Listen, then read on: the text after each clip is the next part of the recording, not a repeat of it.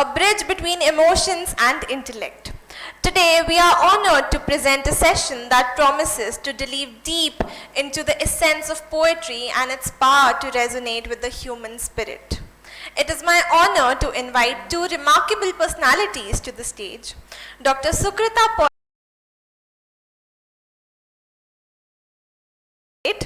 and Rima Hooja ji, who will be engaging her in an enriching conversation. Please join me in welcoming them with a warm round of applause.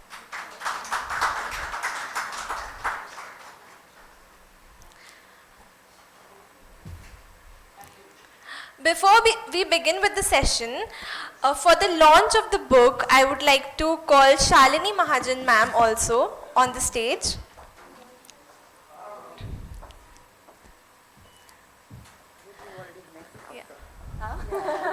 The book we have here, Yellow Poemlets, New and Earlier. Yellow, a book of poems which presents a collection of what poets called poemlets. They offer poetic journeys of joy and creativity in a highly compressed format that explores unique spaces of silence and expression in minimal words. These poems do not allow poetry to become a prey to the din that words end up creating. Can we give them a big round of applause? And remember, this isn't just any launch. It's your chance to be among the first ones to own the copy of this incredible work. And here's the cherry on top. You can get your copy signed by the author right here after the session. Thank you so much for being here to celebrate this incredible work. Let us now immerse ourselves in this evening of poetry and conversation that will surely leave us all inspired. Our session, Poetry for the Soul, features two extraordinary individuals whose love for poetry is both a passion and a calling. Allow me to introduce you to the luminary poet, Dr. Sukrita Paul Kumar ji. A global voice in poetry. Born in Kenya, Dr. Kumar has been a resident poet and a fellow at the International Writing Program in USA and has held prestigious academic positions including chair at the University of Delhi. Recipient of the 2023 Tagore Literary Prize for her book Salt and Pepper, she continues to inspire us with her latest edition, Yellow, published in 2024. Dr. Kumar is deeply invested in partition studies, world literature and translation, with numerous clinical works and co-edited volumes, including the Writer Context series by Routledge UK, okay. And beyond poetry also, she has various interests and passions. She is also a painter whose exhibitions reflect her creativity and versatility. Joining her in this poetic odyssey is the remarkable Dr. Rima Hooja ji. She is an archaeologist, a historian and a writer who holds a PhD from Cambridge University. She is the director of the Maharaja Savai Man Singh II Museum, Jaipur and Jaigarh Fort, a trustee at the Maharaja Ganga Trust Bikaner and managing trustee of Jaipur Virasat Foundation. She also serves as a visiting faculty at SPA Delhi, adjunct faculty at Ahmedabad and vice president of ICOMOS India. A former member of India's National Monuments Authority and Central Advisory Board for Archaeology, she is a fellow of Royal Asiatic Society and a distinguished international academician. Dr. Hooja has held various academic positions including Associate Professor at Kota Open University and Director of International Study Programs. An acclaimed author, her works include various books like History of Rajasthan, A Concise History, Maharana Pratap, The Invincible Warrior, and others.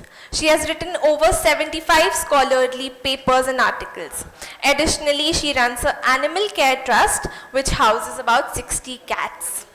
Together, Dr. Sukrita Paul Kumar ji and Dr. Rima Hooja ji will take us on a journey through landscapes of poetry, exploring its role and interpreting the world and healing for the soul. So thank you so much. Over to you, ma'am. Thank you, and a warm welcome to everyone present in this hall.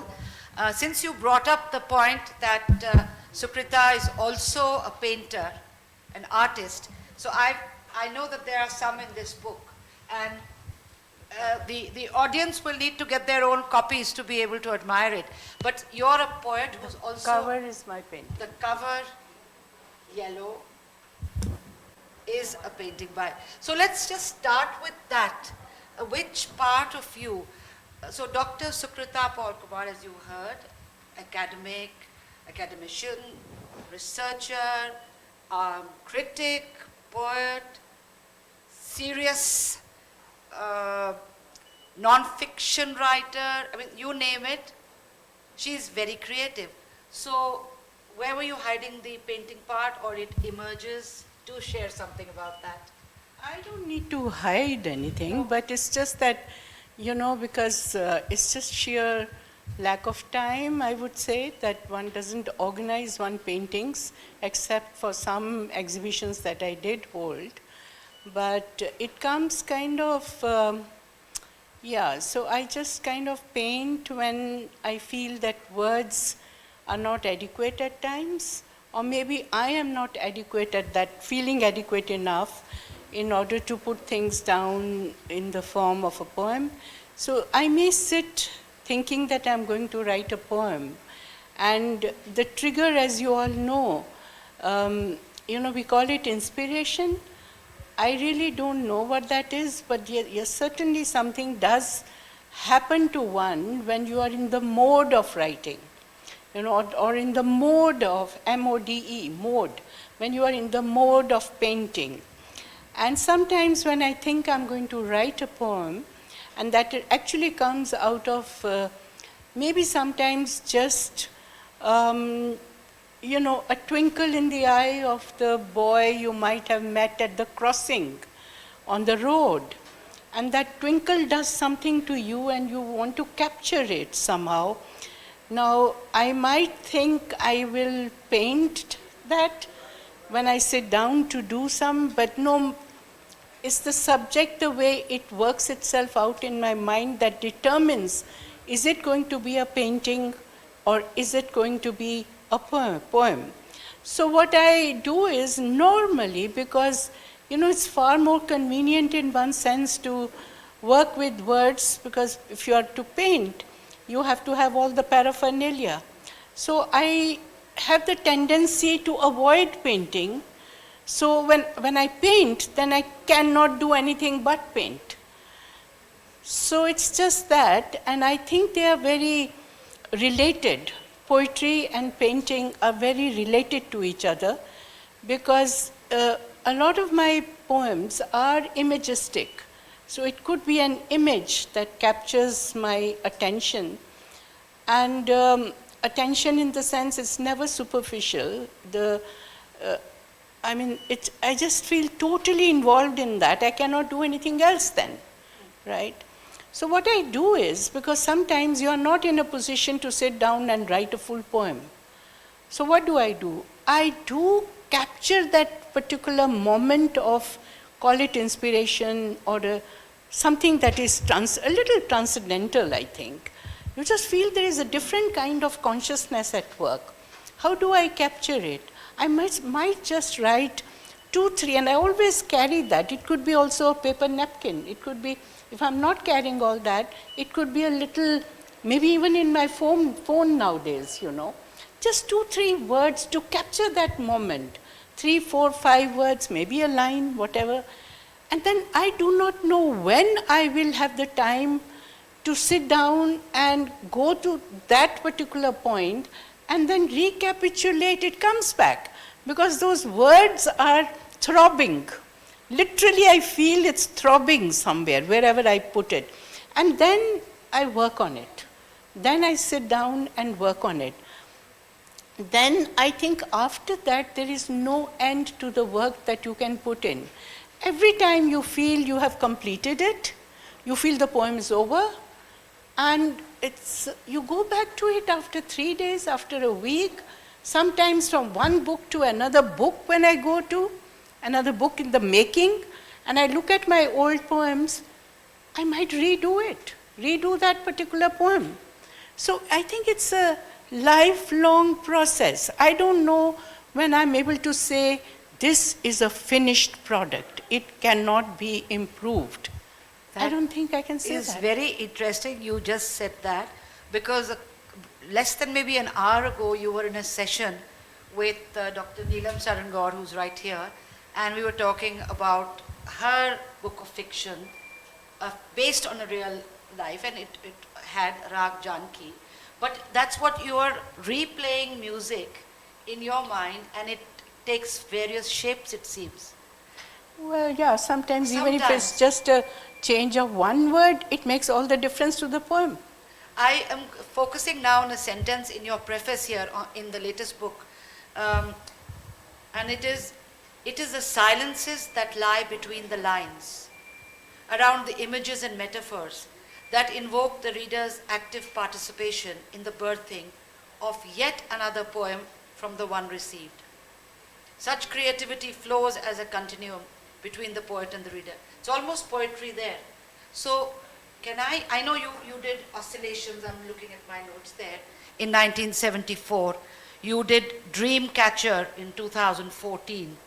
And you won, as was mentioned in the introduction to you, the Rabindranath Tagore Award in 2023 for Salt and Pepper, which has also been translated. Many of your books on poems, on poetry have been translated. Would you care to just read something at this point? Do you have? Yeah, sure. So the portion that you read, about silences, I think I romance with silence. I mourn with silence.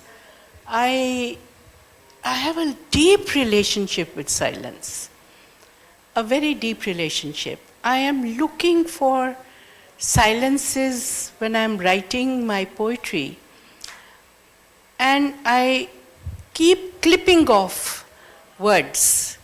If it's to start with, say, 100 words, by the time I finish on the face of it, when I finish, it may be just 20 words. And then to me it's very important, how do I place the words on the page? So I think if I'm able to work out those spaces where silence can crouch, quietly out there, I think the poem becomes definitely more, at least to me, far more meaningful, because I feel the poem which is on the page has to be pregnant with layers of meaning. And that's why, when I was doing this book, Poemlets, and I was writing the preface, and I asked this question in the preface, and I'm saying, you might ask me, why do I call these poems poemlets? Is it just because they are small? If they are small, are they complete in themselves? And I say, no, they are not complete in themselves. I think to me, the poem, yes, I finished there, but it doesn't really finish there. It is the reader's mind who has to create hospitality for it. It has to be hospitable to the poem. And the person who is hospitable to the poem, then he or she is going to internalize it. And in the process of internalizing, the silences play a very big role.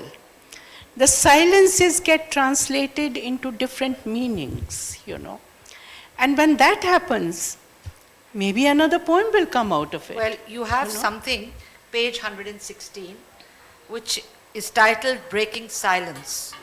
Yeah.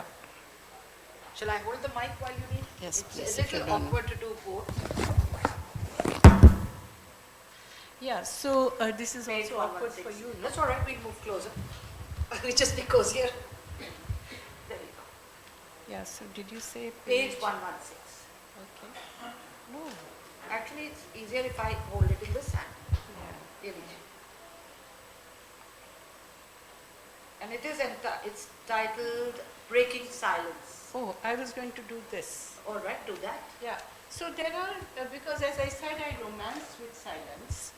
To me, this is important that I ended up one day thinking about it, and we are calling this a session which is Poetry of the Soul. So these are just couplets that came, 2 lines, 3 lines, and so on. I'll just read it, but then please be hospitable to it so that silence. Silence is the prime meridian. Silence is the prime meridian. All time starts from there. Silence is a vertical line that runs through the spine. All energy rises from there. Silence is the stillness of the universe. All movement evolves from there. Silence is a ball of snow. All warmth lies in its center. Silence is the movement between one note and the next. All sound is impregnated within. Silence is the baby suckling her mother's breast. All cries of hunger lie drowned. Silence belongs to Buddha. All joy held in the aura noiselessly. Thank you. Thank you for that. Thank you. We'll come back to yellow and the question of why poemlets. But since we have someone with so many talents to her credit, you have been teaching. You were the Aruna Asif Ali Fellow at Delhi University. You brought out, edited and brought out a seminal work which was part of the curriculum, right? If you'd like to. So that chattering is far from the silence that you're working in. How did you divide yourself into so many bits, into the teacher as distinct from the translator? You also translate poems. You translated the book on your, you edited a book on your father's writings. There's so many things to talk about. Let's do a little bit on the university, your teaching, and the book you did, which is still on the Delhi University curriculum. So, actually, I have been a little careful. I have never taught poetry deliberately. I was always very conscious that if I start teaching poetry, it will interfere with my writing of poetry. And I would end up, lecturing through my poetry, So that is one thing that I just avoided, and I was only teaching fiction. So I've translated mostly fiction. But you're talking about a lot of chattering and so on. But I have been, even in the teaching of fiction, I think I have been exploring the poetic elements in fiction. And I think all literature ultimately has to be poetic. Somewhere it comes to the level of being poetry, right? And that's when the high moments are caught, like we were talking about, Neelam, your work. And what caught my interest was mainly the way you are dealing with music. And in that, it was basically where the mind, or rather the soul, is uplifted, right? So those moments is what you try to catch. Even in the reading of a novel, it's only then that you say, automatically you say, wah, like you were to say in the case of a poem. So to me personally, prose also becomes great prose only when it has that element, right? And yes, somewhere, I have been very keen to transfer that element of inspiration to also my students, always. So even if I was teaching, say, Waiting for Godot, Samuel Beckett's Waiting for Godot, one that I was caught up in the silences that he created in the text, and two, that when I was teaching it, I discovered more and more of it, because you learn a lot when you teach. And in the teaching of it, I learned how beautifully Beckett, you know what Beckett wanted to do, and I've never forgotten that. What he wanted to do was to ultimately have no words, let the words vanish. And he wanted to create a mime, wordless theater. So he was doing theater of the absurd. And he wanted to carry the expression to speechlessness, you know. And I don't know, it was an unconscious, maybe, I don't want to say mimicking, but influence. I have a book which I call Vanishing Words, you know, where I feel that the identity of the words should not impose themselves on the poetic element. So how do I write that words cancel themselves out into experiential expression? You know, they become the expression, pure expression. So that has been, I think, one thing that I have been very conscious about. So when you're talking about my teaching and that text that I did, that has nothing to do with poetry, but that was basically to do with cultural diversity in India. And I have a book which got prescribed in Delhi University, still being taught. But that's a different story altogether. But it's out of you. It's all emerging from you. That's true. It's that's part true. of you. Yeah, so everybody has multiple dimensions, Right. isn't it? So I think And part of your dimension is that you're so very much part of us, modern day India. You know, you went to college in India, and yet where you first saw the world around you, where you perhaps heard noise and silence and sound, I'm distinguishing between Naad and, you know, Kolahal and all of that, was in Kenya. it was in Kenya, and those sounds and those names, they come into my poetry because memory plays a very big role in the making of anything, art, you know. If you're writing particularly, you are weaving words through some kind of mixture of time gone by, time that is yet to come, time that is present. So you go into that zone and you are dipping into some past memory which you were never, it was never in your conscious mind. I have a poem, not in this volume, but I have another poem. But I still remember our houseboy in East Africa where I stayed for 15 years. I was born and brought up there. And that houseboy used to sit and play with me in the kitchen. And little games. And believe it or not, for years I didn't realize that he was there in my head somewhere. That, you know, and usually till evening, my parents were not at home, they would go for work, and he would actually, my grandmother was there always as my chaperone for everything. But this boy would always play games which they would play in their villages, and also talk in Swahili, and I know Swahili, so we would talk in that. And he taught me Goma. Goma is dancing. He taught me how to dance Goma. And it's very different from the way we dance. So the entire, that Goma came back to me about 4 or 5 years ago when I actually wrote a poem on that. Now, where, my children ask me, from where has this come? You've never talked about it, you've never mentioned it. So that is why, you know, what we say, the soul, and let me go to the theme of what our session is.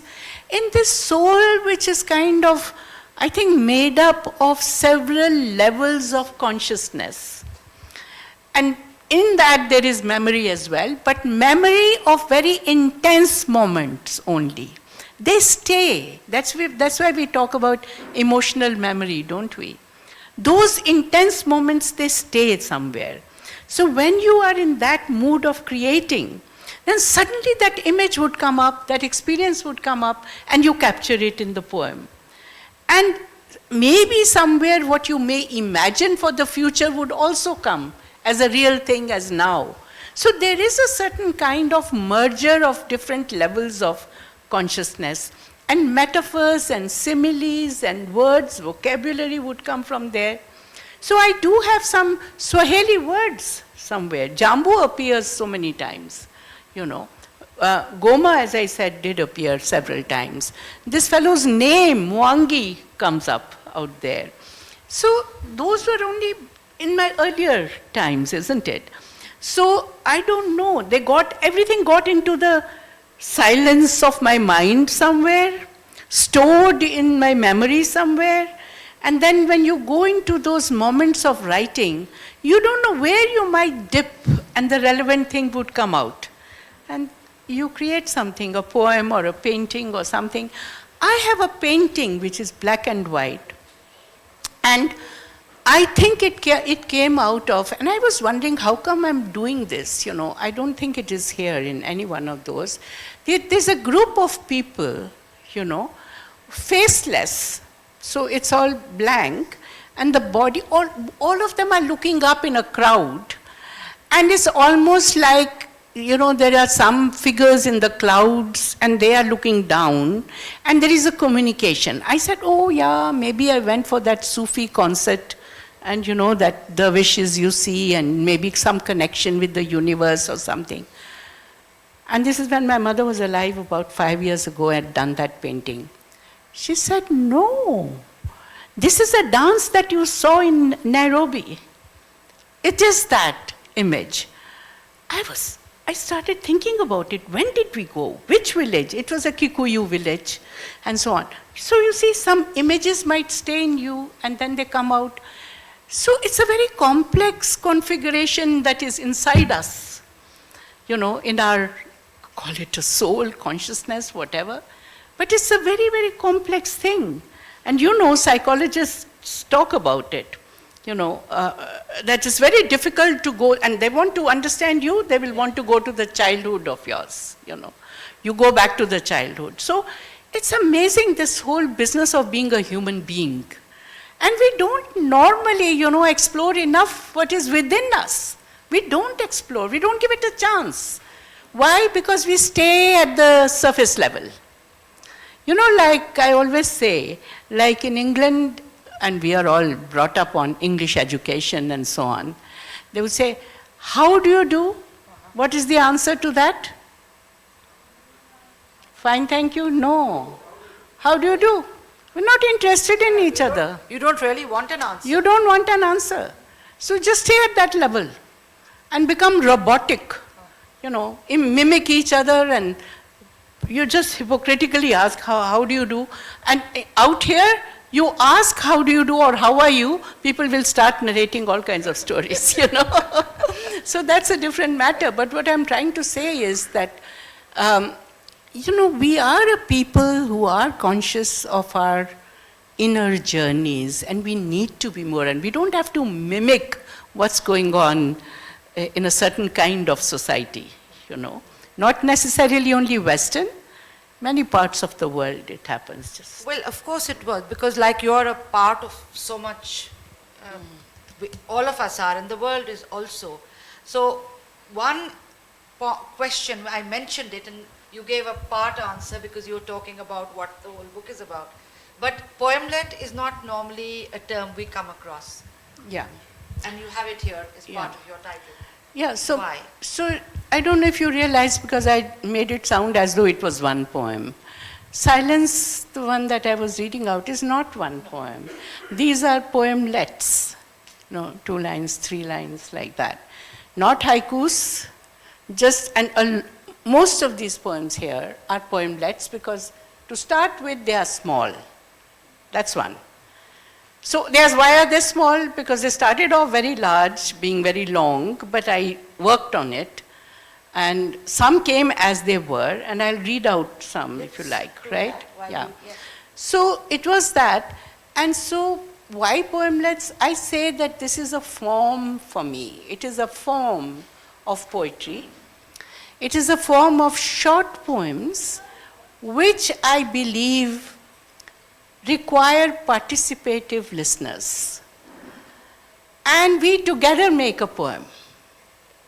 Poemlet has to house, inhabit the mind of the reader as much. So I would say, to me, this is one kind of writing, and I wanted a word for it. And so rather than saying fledgling poetry or, so I said, why don't I say poemlet? And now I find that there are other people who are also saying, I write poemlets. So I like it. So are you going to, because Yeah. there's so many to choose from, as you said, there.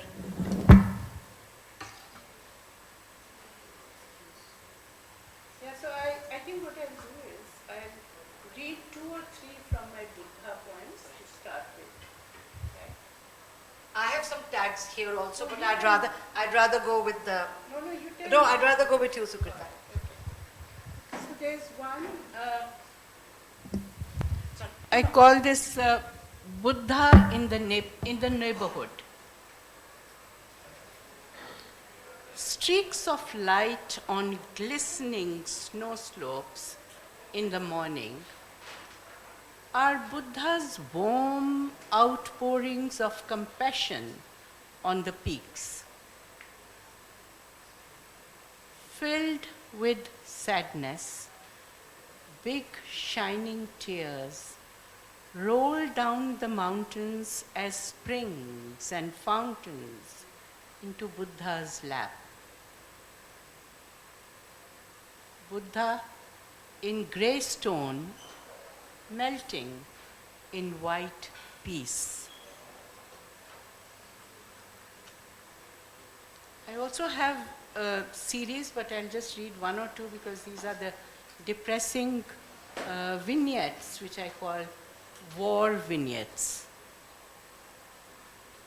Ghosts born of bombs are stripped of death, sans the mortal attire. They live only to haunt. The web of nerves on the inert dog's neck pulsates with lifelessness. It's wartime.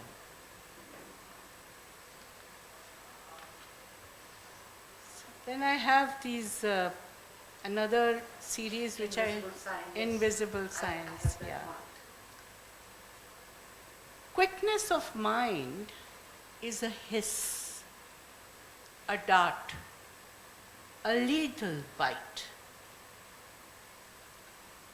2 little yellow mushrooms, solid and fragile, sprout from the roots of an unknown tree, bearing the whole sun within.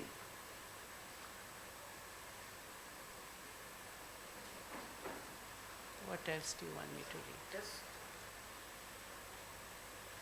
Meaning. Something might come out of nothingness, like the complete circular wetness out of a bubble exploded on a dry, blank slate. I am not in my photograph. My positive is perpetually asleep in his cradle in a lonely room. Sukrita, with your permission, I know we normally open it. No, this doesn't mean the end of the session. I think with some questions you might want to read more poetry back depending on how they want. So let's do that. Yes. So, Major Chandrakant, will you give him a mic, please? Yeah, I can speak loud enough. Can you hear me? Yes, but let's use it since we have it. And you have your mic. Thanks. Ma'am, what I was most impressed with, when you used the word or said, great prose at one level becomes poetry. That I think was the most impressive sort of relationship that somebody's put across or I've read anywhere. Thank you very much. The second one is not concerning your book, but what you mentioned was that village, your visit to that Kikuyu village. At that time, was the civil war between the Kikuyu and the Maasai going on, and were you a part of it? I was aware of the struggle for independence that was going on, which was the War of Independence, as they called it, when the Kikuyus and the Maasais were fighting the war. And Ngugi wa Thiong'o writes a lot about it, who is my hero as a writer. And it was going on, and the Mau Mau happened around that time, the movement. So yes, those images are also there in my mind. I don't know when I would write about it, but I ended up teaching Ngugi wa Thiong'o's little play, which deals with this entire movement. Kikuyu race and Leo, they were the dominant, and Maasais, the dominant tribes of Africa, East Africa, and very vibrant. And I remember watch the fights also that they would have as game, yeah. So there are those violent times also, even otherwise violent times, as a child. So I remember all that, yes. You were protected from the fighting? Well, yes, because Nairobi was a very British town. It was very British. So we were protected to some extent, but we were not allowed to go out in the late evening because there was the fear of the encounter. Jomo Kenyatta, was he a Kikuyu? Yes, he was. Yes, there's a hat there. And please read whenever you feel you need, in response. Okay. Hello, ma'am. It was an insightful session. May I ask you about, do you experienced any difference in the degree of art form? You talked about poetry, but also you are a master in the archaeology and writing also. So did you find any differential degree of expression in these art forms? Like Between painting and poetry? painting, poetry and archaeology also. Well, of course, its medium is different, and the medium does accentuate certain things, in one form and not in the other. Colors make a difference, but somewhere they meet also. They meet because even if your poetry is words and not colors, but sometimes, the effect, the impact is that of a color, Yes, yes. right? So there are, I think we make too much out of the distinctions between one form and the Yes, other. I think it comes out of the same sensibility, Yeah. right? It may be interconnected also. They are, of course, of course. So your winter poems at Minnesota are looking at snow and moonlight and then color in a different way. Would you? Yeah, so this is when, the dichotomies come up, contrast comes up, yeah. So this is when I was in Minnesota. And I don't know where that is, but anyway, let me read this one. Winter poems at Minnesota. Where the snow smiles in the moonlight, buried below lie the flowers that'll bloom in summer. It's snowing outside. Wave after wave, strangers bond in warmth. I'm wondering where that is, black snow one. There's one page extra in between. Okay. No, it's That's why joined. those pianos, they would need someone to turn the pages. I never learned to play the piano. It's all torn here. Yeah. Yeah, this is a small one. Black snow on the road is treacherous as the white night at full moon.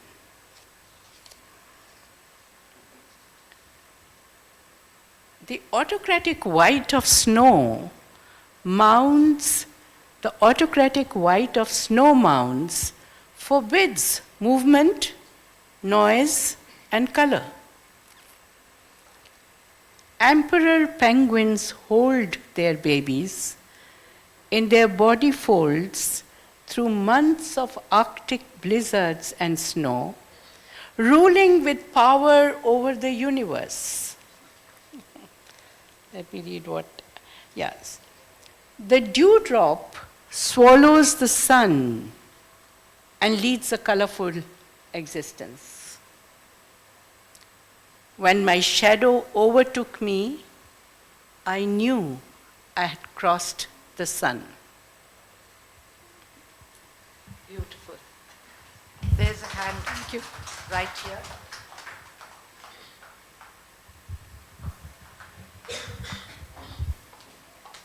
Talking of colors, some of the poems that you read, poemlets, one heard a lot of white, so I'm intrigued regarding the title of your book. Where does yellow come from?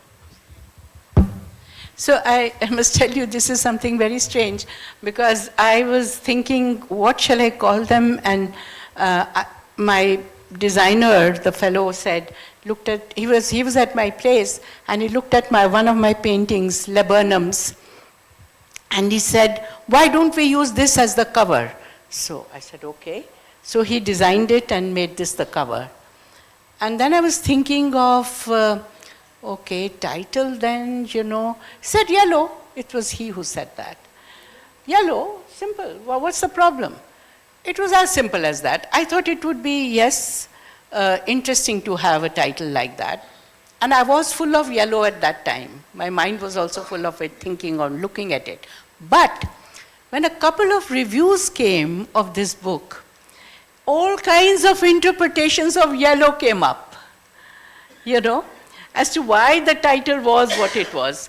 It was never in my consciousness that yellow is there because, I think spring, or somebody talked about pale yellow, which has a certain kind of negative connotation and so on, insipid and things like that, and how you create poetry out of that. So people have been talking about it in a variety of ways. Good, because I think that's what my point is, that if you are intrigued by something as a word, what I may not have thought of, you might think of it. It's fine. It's not my monopoly to own these words. It's not the poet's monopoly to own it. And in fact, this takes me to another point in which I believe, and that is why you haven't asked me this question, but I will ask myself this question. See, most of my books are written in the name of my prose, whatever I write, is Sukrita Paul Kumar, right? And this is only Sukrita. Not only this, all my poetry I publish in the name of just Sukrita. There also I am trying to get away from, and I really want to get away also from Sukrita. I really believe that a poet, a true artist doesn't have to have a name, I don't think so, because this whole business of it is mine, I think it is not. I think it's a collective consciousness.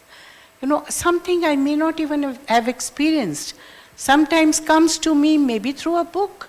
Maybe somebody's told me some tale. Maybe that is what I'm talking about, in the unconscious it lies, So it is somewhere, okay, you have become a medium of some sort. Through that medium something gets done, I am not sure we should put a stamp on it as mine, but in the modern day world we have copyright issues also. So everybody is saying it's mine and not yours. This is plagiarism, it is that. Kabir never thought of it. Yeah? So if we can reach up to that level and think of how we keep saying, it is poetry or any work of art has to be self-effacing, totally. You have to get rid of yourself, which dominates and starts directing in a particular way. So you become a medium through which all this happens. You are instrumental to it, but not the final word on it.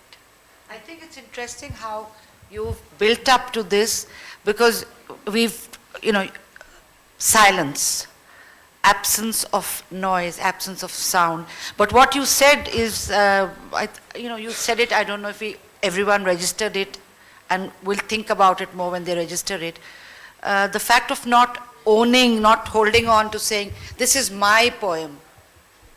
It's easier to say that with something else you might have written. You've done those edited books, you've done something on Ismat, you've been in, with something that is kind of a research with others, you can have ownership. But you're giving it all up. You're not giving it up, you're, I don't know, किसी वापस अर्पित कर रहे हैं आप. From to offering. And I think it's, I don't know where your travels are, your journey is taking you next, but it looks like there'll be more poems coming out, and we hope you're going to be here to share, or wherever, share it with the world at large. I'm giving you the last There word. are lots and lots of not anticipated destinations. That's what I love. In poetry, in art, you're not going to arrive anywhere, And all of us are obsessed by, where are you going? Which point? Where are you going to reach? Right from childhood, all that starts, no? So ultimately, I think if we know that all journeys, whatever journeys that we take, particularly journey inside and poetry and art, you find that it's exciting in a different way. It's exciting because these are uncharted domains of your mind. They are not charted domains. You go there and then you come out very excited and very kind of almost inebriated, You are high on it. Don't you say that? You are high on it because you feel you have gone somewhere which you never thought was inside you. And that is what I mean when I say there is so much of the unknowable. And those are the endless possibilities that this micro-individual can explore in the macro world of possibilities. The world is so huge and the world beyond world, And all of that when it comes inside you and you take an inner journey and yet you feel incomplete because you haven't really, I'll just finish with that. It's very interesting. Gulzar Sahab is a good friend of mine. So Gulzar Sahab he actually translated my poetry. And it's a book of poems called Poems Come Home, which HarperCollins published a few years ago. And recently he has published another book, which is called Caged. Now what that book is, a book of poems in which he is written poetry on many individuals that he has been meeting all his life. When you go older, they are like memories. But there is one thing which gets him into that individual's personality. One little thing that triggers off as to what, say, Sukrita is all about. So he wrote a poem about me, which is in that book. And that is because couple of times I drove him somewhere. And I am lost on the roads. Though I drive, I'm lost on the roads many a time. I lose my way and I don't know whether to turn right or left and all that. And he would tell me, why is it, you said you know the raste ko to tum janti ho, kya hua ye? And I think I know, but I don't somehow, and I've been driving for a long time. So he ended up writing a poem about me where there are no destinations, and he's writing in that poem that maybe it is deliberate that your poetic mind doesn't want to arrive anywhere. It's an unanticipated destination. I don't know whether that's true or not. I don't know where I will go, but yes, I like to feel lost. I am lost. The poet has destinations that none of us can even think about. So all the best with more being lost in poetry. And I think they have to aim for a destination now or a conclusion now. Yes, ma'am. Thank you so much. Now our speaker will ask a question from the audience, and the one who answers will receive Living an Enriched Life by Dale Carnegie, a book. So, ma'am. All right. So I'm asking this, and please, whoever knows the answer, don't just blurt it out. Hold up your hands, and you point to whoever's hand you want the person answering. If you speak up before that, you will be, I'll just ask the question in a minute, but if you speak up before you're asked to speak up, then you're disqualified. So it's a very general question, I think you should know the answer. Which book by Vikram Seth is a sweeping epic about 4 families in post-independence India? The answers are there. Do you need your glasses or? No, I can do it. Any hands? Yes, ma'am. There. Yes, we have a I'm not certain, and I haven't read the book, and I don't intend reading it, but is it a suitable boy? It is. It is. You need to come up here and get a prize. So this book, Living an Enriched Life by Dale Carnegie, a tireless guide to ultimating enthusiasm, courage, and the resilience needed to thrive in every aspect of life. Thank you, ma'am.